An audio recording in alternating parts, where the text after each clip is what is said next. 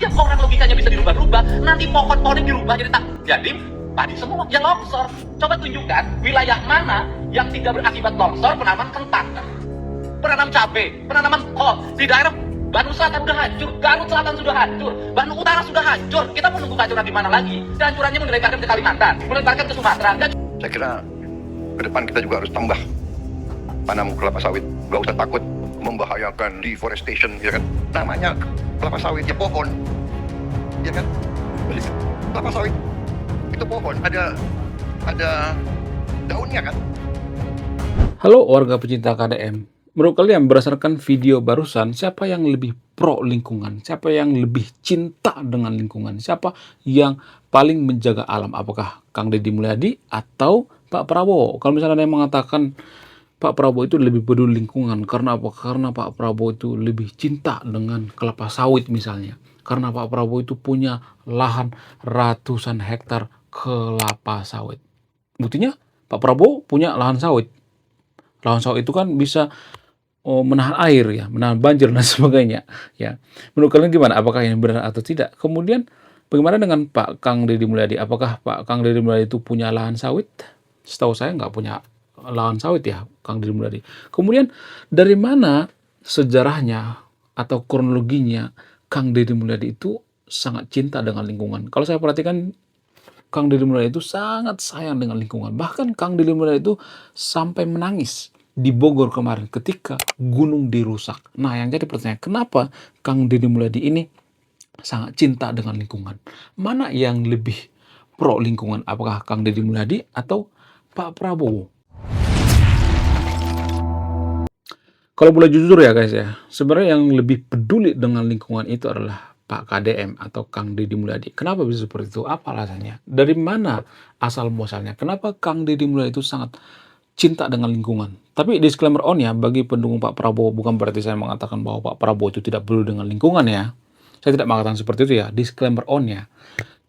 Jadi kalau saya perhatikan itu ya, baik Pak Prabowo maupun Kang Deddy Mulyadi itu punya kelemahan dan kelebihan masing-masing. Pak Prabowo itu dia lebih ke pertahanan ya, lebih ke pangan. Sementara Kang Deddy Mulyadi itu lebih ke lingkungan, menjaga lingkungan, ya menanam pohon dan lain sebagainya. Nah, yang jadi pertanyaan, kenapa Kang Deddy Mulyadi ini sangat cinta dengan lingkungan? Apa yang mendasarinya? Bagaimana kronologinya? Jadi gini guys, ketika gunung dirusak di Jawa Barat yaitu di Bogor dan dijadikan kibis ya, tempat bermain, maka Kang Deddy Mulyadi nangis. Nah, yang jadi pertanyaan, kenapa Kang Deddy Mulyadi saat itu menangis? Apa alasannya? Salah satu alasan yang paling mempengaruhi itu karena Kang Deddy Mulyadi itu menganut yang namanya filosofi Sundawiwitan. Disclaimer on ya. Saya tidak mengatakan bahwa Kang Deddy Mulyadi itu beragama Sundawiwitan, tapi filosofi. Sundawiwitan itu sebenarnya filosofi guys, tidak hanya agama, tapi filosofi yang sangat-sangat luar biasa. Nah, kenapa saya mengatakan bahwa filosofi Sundawiwitan ini sangat luar biasa? Tapi disclaimer on ya, saya tidak nyuruh yang nonton video untuk yang namanya agama Sundawiwitan, bukan ya. Apa sih pengertian daripada Sundawiwitan itu? Wiwitan itu kan awal ya, pengertian daripada wiwitan itu awal, agama yang paling awal.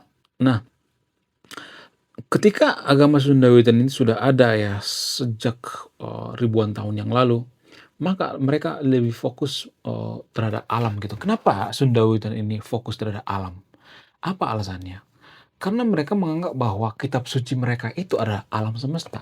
Jadi berbeda dengan agama yang berasal dari Timur Tengah ya. Mohon maaf ya bagi teman-teman yang nonton video nih yang beragama Muslim maupun agama Kristen ya, atau agama Yahudi ya. Jadi kalau saya perhatikan itu ya, agama Sundawiwitan itu tidak punya kitab suci. Kitab suci mereka ya alam semesta. Nggak punya kitab suci. Jadi itulah alasannya kenapa orang Sundawiwitan itu kalau jalan nggak pakai sendal. Jadi kalau Anda jeli, Anda perhatikan orang Baduy kalau jalan itu nggak pakai sendal, nggak pakai alas kaki. Supaya apa? Supaya mereka menyatu dengan alam. Kaki menapak ke bumi. Kalau kita kan zaman sekarang kan sudah menggunakan sendal dan sebagainya. Tapi terserah aja, nggak jadi masalah ya. Nggak jadi masalah ya. Kemudian, kenapa Sundawiwitan itu peduli dengan alam gitu? Ya, karena kalau misalnya alam dirusak, mereka berpikir bahwa ini seperti merobek-robek kitab suci mereka. Sama seperti agama Timur Tengah misalnya. Bible dirusak, Quran dirusak misalnya. Kalau itu dirusak, dirobek-robek kan kita marah ya. Kalau seandainya ya, saya tidak nyuruh ya, disclaimer on ya. Kalau seandainya misalnya dirobek-robek kitab suci kita ya, kita sebagai orang Kristen misalnya Bible ya, dirobek-robek, Quran dirobek-robek misalnya, kita pasti marah ya biasanya. Nah, sama halnya dengan orang Sunda Wiwitan. Orang Sunda Wiwitan itu atau agama Sunda Wiwitan itu kalau misalnya ada nebang pohon, mereka berpikir bahwa pohon itu punya darah. Jangan dirusak pohonnya. Makanya mereka menggunakan yang namanya sesajen. Jadi tradisi orang Jawa Barat itu menggunakan sesajen pada tempat-tempat tertentu misalnya. Ada hutan larangan misalnya, hutan keramat misalnya. Mereka memberikan sesajen di situ. Apakah mereka menyembah leluhur? Enggak. Apakah mereka menyembah hantu? Enggak. Apakah mereka menyembah roh-roh halus? Enggak. Tujuannya apa? Tujuannya biar hutan itu tidak dirusak. Manusia itu kan lebih takut sesuatu hal yang berbau hantu daripada aturan ya kan. Jujur aja deh. Zaman sekarang kan sudah ada aturan tuh, hutan nggak boleh dirusak, tapi dirusak juga tuh. Karena apa? Karena tidak ada yang memberikan sesajen di hutan keramat gitu ya. Misalnya ada hutan dikasih sesajen, nggak ada seperti itu lagi ya kalau saya perhatikan ya. Tapi disclaimer on ya, saya tidak nyuruh yang untuk memberikan sesajen ya. Tapi ini semacam lokal genius, ini semacam ekologis lingkungan yang sangat luar biasa ya. Ini semacam trik atau rahasia supaya hutan itu tidak dirusak, maka dibikinlah sesajen ya. Tapi disclaimer on ya, saya tidak nyuruh yang untuk memberikan sesajen ke hutan ya, saya tidak nyuruh seperti itu, tapi biar kita berkesadaran gitu ya, biar ada gambaran gitu. Nah, orang Sunda Wiwitan seperti itu guys ya, kalau alam itu dirusak, digali, pertambangan dan sebagainya, mereka akan marah, karena itu adalah kitab suci mereka, alam semesta ini adalah kitab suci mereka. Ya. Nah, bagaimana dengan Kang Deddy Mulyadi? Kang Deddy Mulyadi itu kan asli orang Sunda ya, dan dia juga seorang yang rajin membaca. Dugaan saya kenapa Kang Deddy Mulyadi ini sangat pro terhadap lingkungan, karena dia rajin membaca. Dia dulu kutu buku guys, bahkan dia menulis buku. Banyak yang belum tahu bahwa Kang Deddy Mulyadi itu adalah seorang penulis ya. Ada banyak buku-buku yang ditulis oleh Kang Deddy Mulyadi seperti Orang Sunda Juga Bisa, kemudian Filosofi Sepeda, ya ada tuh ya buku-buku daripada Kang Deddy Mulyadi, banyak yang ditulis oleh Kang Deddy Mulyadi, buku waktu semenjak bupati. Nah, dugaan saya Kang Deddy Mulyadi ini pro terhadap lingkungan, cinta terhadap lingkungan karena filosofi Sunda Wiwitan, karena mempelajari filosofi Sunda Wiwitan, dan ini sangat-sangat luar biasa sekali ya. Ya, dan inilah yang bikin Kang Deddy Mulyadi marah-marah di DPR ya ketika hutan dirusak ya. Dia nangis-nangis ya, dia sangat-sangat menggebu-gebu gitu. Karena apa? Karena gini guys. Kalau kita lihat seperti sekarang ini di Sumatera ya, hutan dirusak ya, hutan dialihfungsikan jadi sawit, maka hukumannya pasti guys. Hukum alam itu nggak boleh ditawar-tawar. 1+1 ya 2 gitu, nggak boleh ditawar-tawar. Boleh nggak jadi 3, jadi 5? Nggak boleh. Hukum alam itu jujur, nyata. Kalau kita perhatikan di Sumatera sekarang ini, kayu gelondongan itu, apakah itu ditebang oleh monyet-monyet? Enggak kan? Apakah itu bunuh diri massal? Enggak kan? Apakah itu jatuh dari langit? Enggak kan? Itu yang nebang siapa? Manusia. Udah ada nomornya tuh. Masa ada kayu dinomorin jatuh sendiri? Enggak ada alasan seperti itu ya. Jadi nyata gitu. Kalau kita merusak hutan itu nyata, itu hukumannya nyata guys. Nggak boleh ditawar-tawar gitu. Sama seperti 1+2 ya. Jawabannya 3. Nggak boleh 4, 5, nggak boleh. Ya nyata, harus 3 gitu. Kalau kita merusak hutan itu ya jawabannya ya kita harus siap-siap menerima konsekuensinya gitu.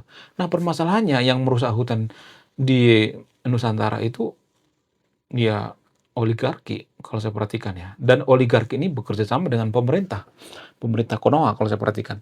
Yang memberikan izin kan pemerintah. Saya nggak tahu ya apakah mereka disogok ya, janjikan duit miliaran, triliunan dan sebagainya. Mereka tidak peduli dengan warga lokal gitu ya, masyarakat yang kena banjir. Jadi catat omongan saya ya, catat ya. Kalau misalnya nih ya ada 2 tahun atau 3 tahun lagi, maka kejadian-kejadian seperti ini akan lupa lagi gitu ya. Kita tidak perlu lagi dengan lingkungan ya. Kalau sekarang kan lagi panas-panasnya, kita mengata-ngatain Menteri Kehutanan. Tapi nanti kalau udah selesai masalah ini, nggak akan diingat lagi guys.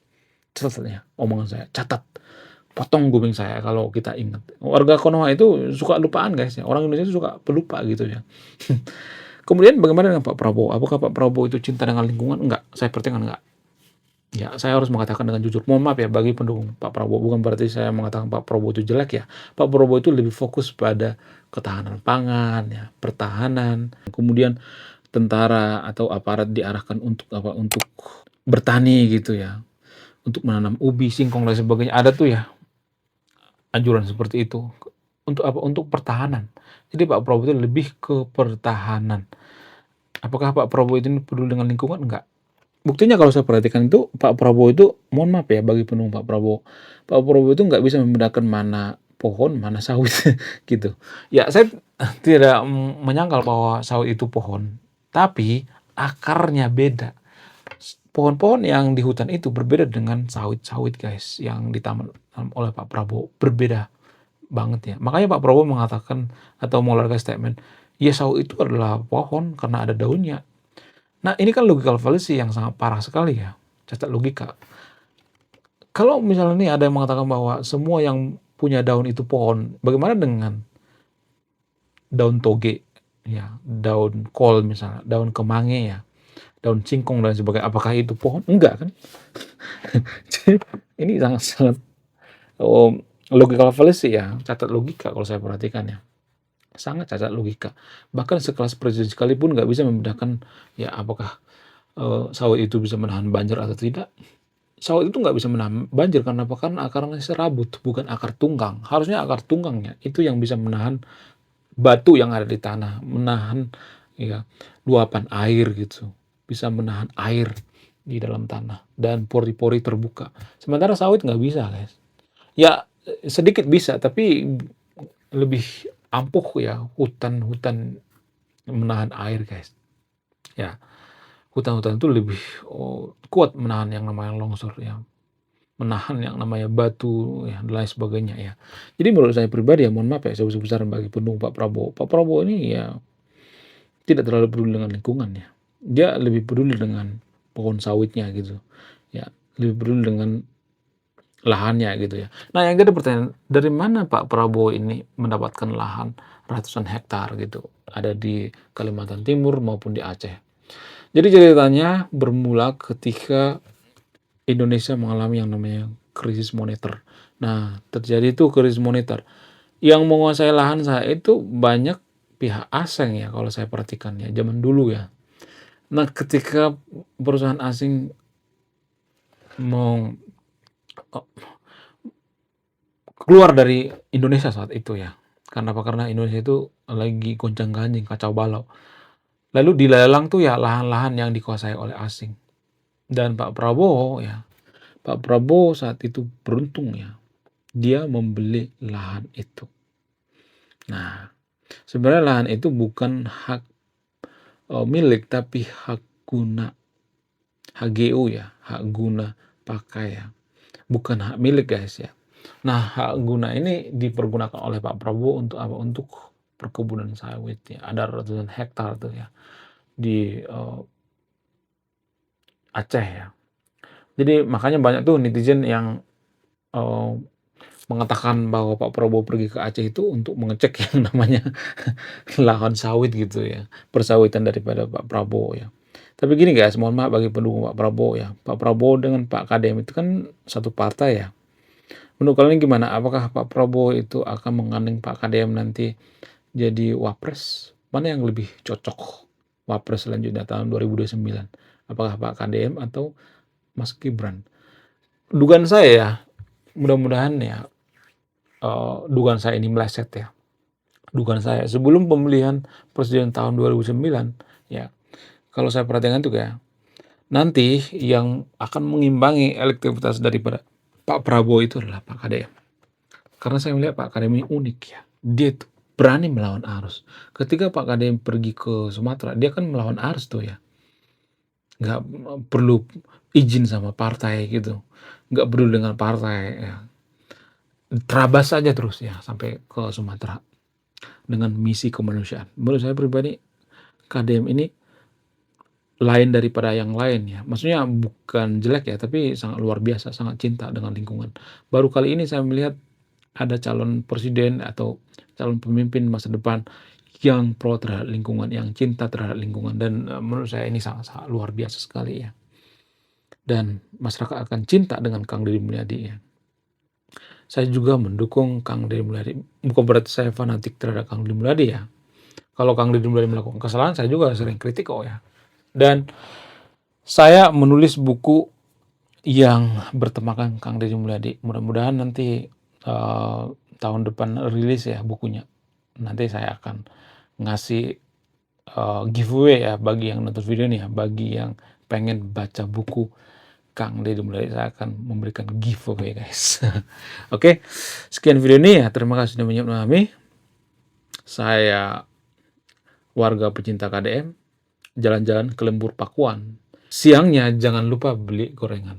Jangan ngaku fans KDM kalau masih buang sampah sembarangan.